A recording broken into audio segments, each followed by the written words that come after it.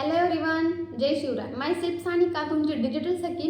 Welcome back to all our skill पैसा 30 days series. तर आज आपण आता स्क्रीन रेकॉर्डिंग शेअर करणार आहे. त्याच्यामध्ये तुम्हाला स्टेप बाय स्टेप प्रोसेस समजणार आहे. तर विड्रॉल रिक्वेस्ट लावण्याच्या अगोदर तुमची केवायसी होणे खूप इम्पॉर्टंट आहे आणि करणे खूप इम्पॉर्टंट आहे. जर तुम्ही केवायसी केली नसाल आणि विड्रॉल रिक्वेस्ट डेली लावत असाल तर ती तुमची सर्वात मोठी चूक आहे.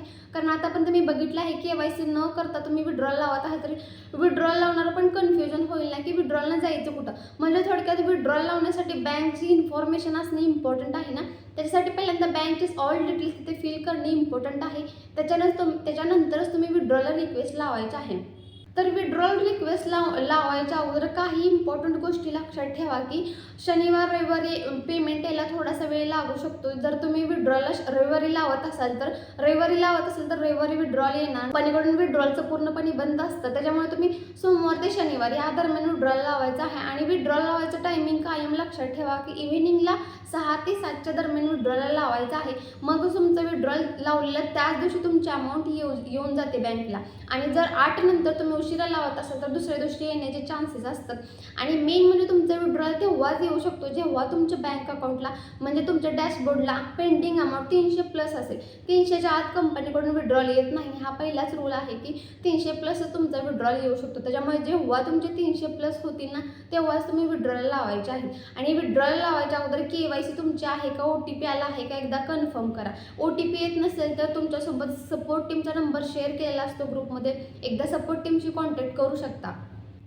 तर विड्रॉल लावायच्या अगोदर ह्या गोष्टी लक्षात ठेवा की इव्हिनिंगचं टायमिंग आहे 6 ते 7च्या दरम्यान. त्या दरम्यान तुम्ही लावत असाल तर त्या दिवशी येऊन जातं तुमचे विड्रॉल रिक्वेस्ट लावलेली जी अमाऊंट आहे ती. आणि जर त्याच्यापेक्षा जर लेट केला तर दुसऱ्या दिवशी येण्याचे चान्सेस आहे.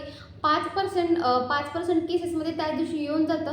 पण कंपनीकडून तसा रूलच आहे की 6 ते 7च्या दरम्यान इव्हिनिंगला तुम्ही रिक्वेस्ट लावू शकता. फक्त रविवार सोडून बाकीच्या इतर दिवशी लावू शकता. आणि तुमचे पेंडिंग अमाऊंट 300+ असायला हवी. सोबत स्क्रीन रेकॉर्डिंग करून दाखवणार आहे.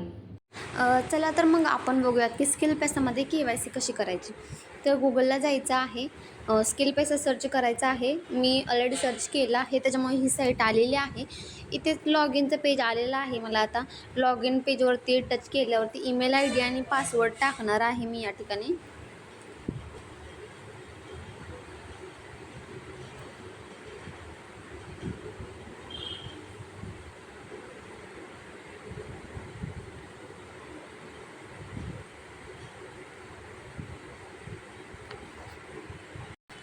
माझे या ठिकाणी ID आणि पासवर्ड टाकून झालेले आहे. तर हे लॉग इन झालेलं आहे.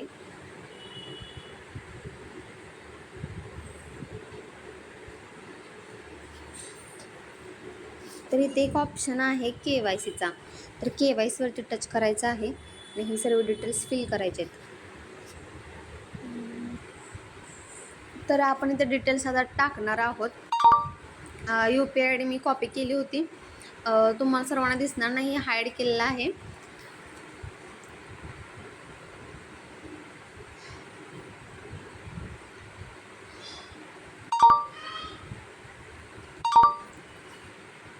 आता मी सर्व डिटेल्स ते टाकून घेतल्या आहेत.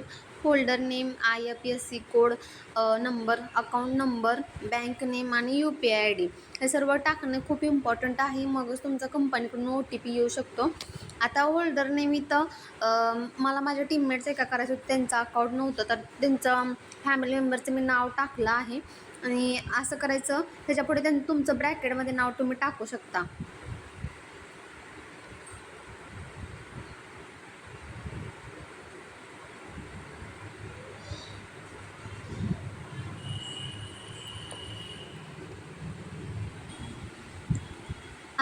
आता सर्व मी डिटेल्स टाकलेले आहे. तर खाली एक आहे गेट OTP अँड मेक चेंजेसचं ऑप्शन आहे, तिथं तुम्ही टच करायचं आहे. तुम्हाला कंपनीकडून एक OTP रिसीव होईल. आपण आता वाट बघूयात कंपनीकडून OTP कधी येतो त्याचा. तर आता या ठिकाणी मी माझ्या टीममेटची KYC केली होती, त्याच्यामुळे ईमेल आयडीला त्यांच्या OTP आलेला असतो. तो OTP सिम्पली इथे OTP जी आहे, OTPसाठी जी जागा रिकामी आहे ना, त्या ठिकाणी तुम्ही तो OTP फिल करायचा. सिम्पली इथे OTP जी आहे, OTPसाठी जी जागा रिकामी आहे ना, त्या ठिकाणी तुम्ही तो OTP फिल करायचा असतो आणि मग तुमची KYC अपडेट होऊन जाते आणि त्याच्यानंतरच तुम्ही जे तुमचे पेंडिंग अमाऊंट असेल 300+ तेव्हा तुम्ही ते विड्रॉल लावू शकता. अशा प्रकारे KYC तुम्ही करायचे आहे.